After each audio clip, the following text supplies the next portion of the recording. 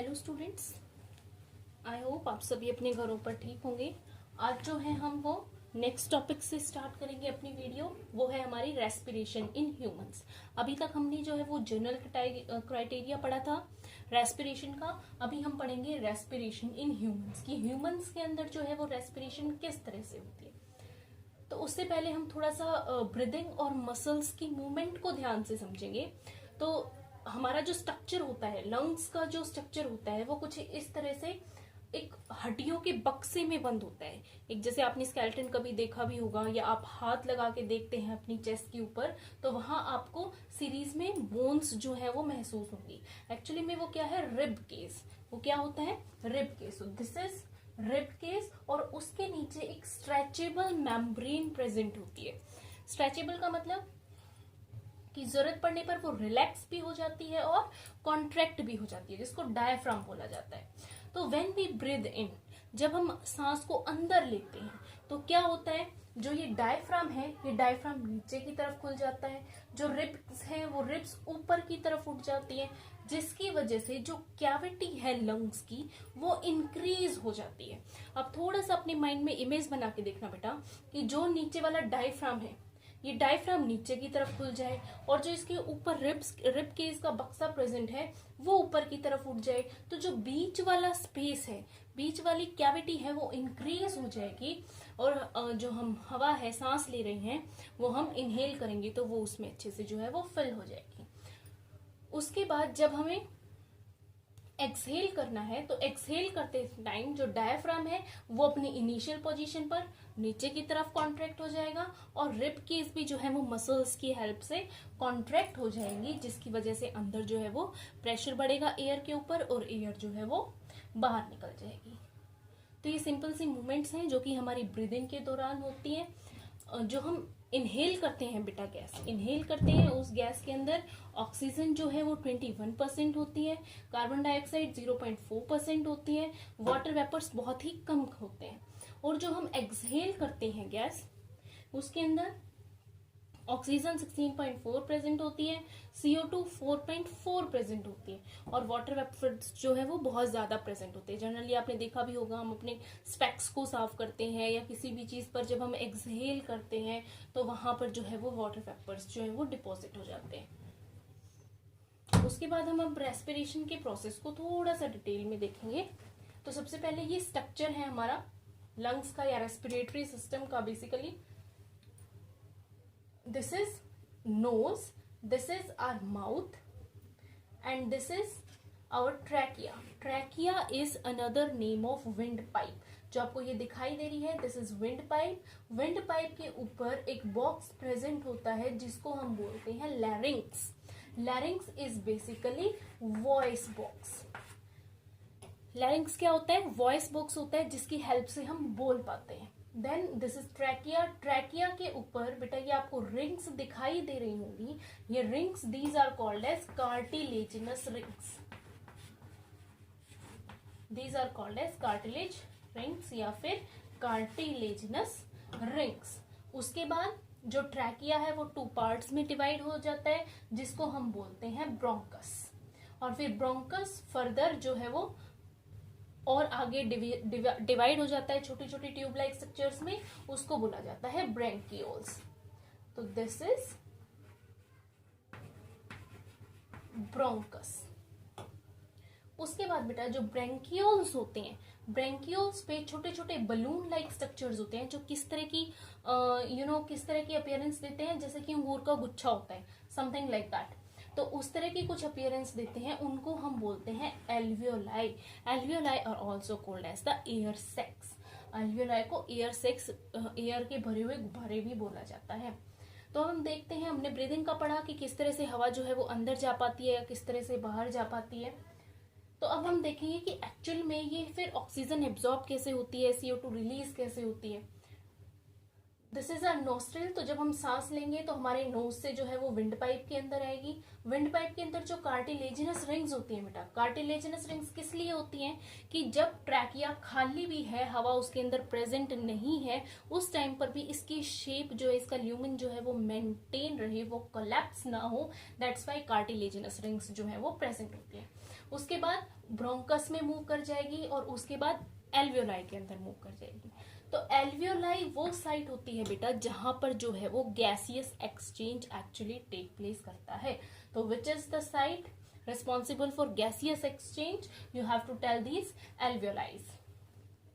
तो ये एल्वियोलाइज में ऐसा क्या होता है, एक्चुअली जो एल्वियोलाइज होती है बेटा, दीज आर हाईली वस्कुलराइज्ड।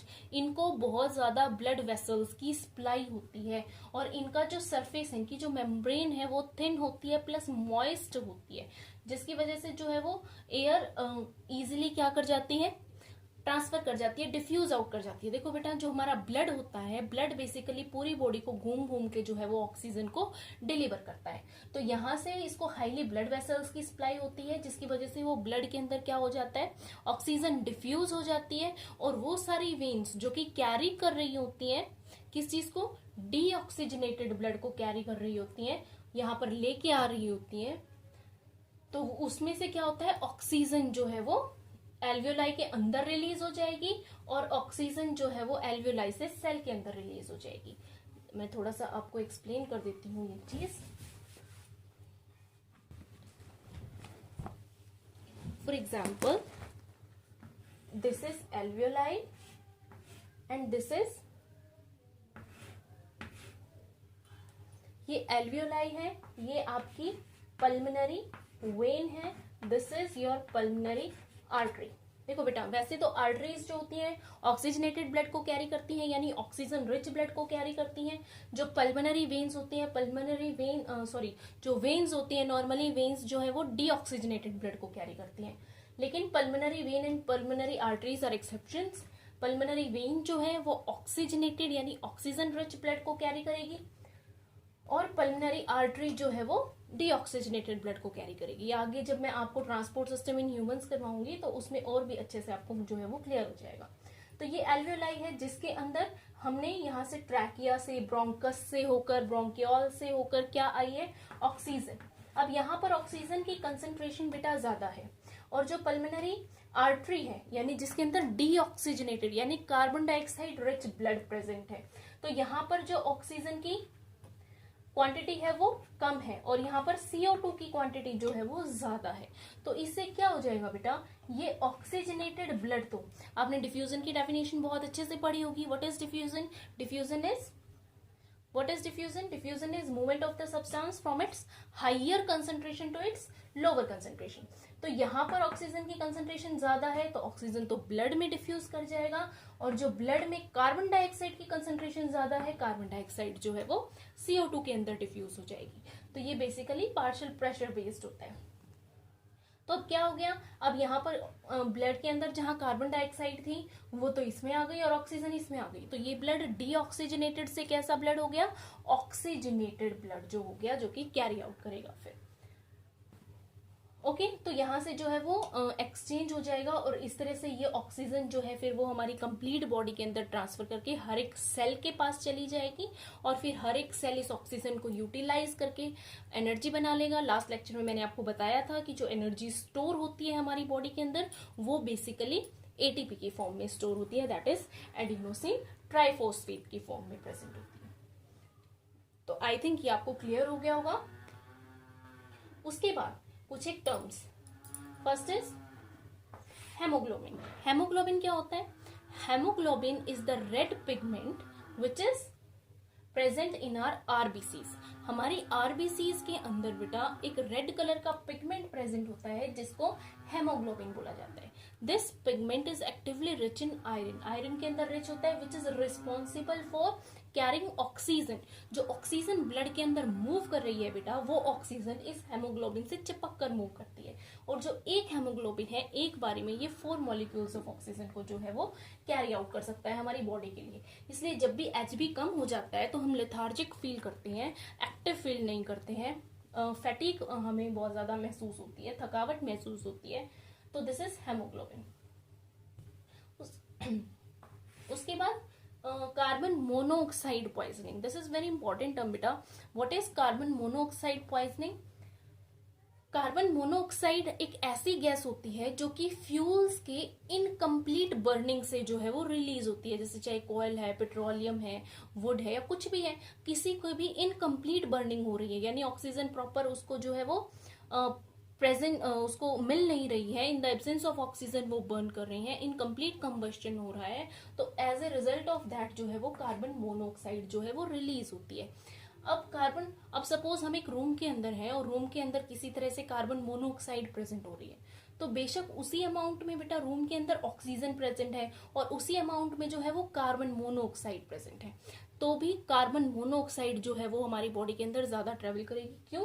क्योंकि जो कार्बन मोनोऑक्साइड की बाइंडिंग कैपेसिटी होती है हेमोग्लोबिन से, आई रिपीट, जो कार्बन मोनोऑक्साइड की बाइंडिंग कैपेसिटी होती है हेमोग्लोबिन से, वो ऑक्सीजन से कंपैरेटिवली ज्यादा होती है, यानी ये जो है वो हेमोग्लोबिन के साथ खुद चिपक जाएगी गैस कार्बन मोनोऑक्साइड और ऑक्सीजन को प्रिवेंट करेगी उसके साथ ट्रैवल करने के लिए।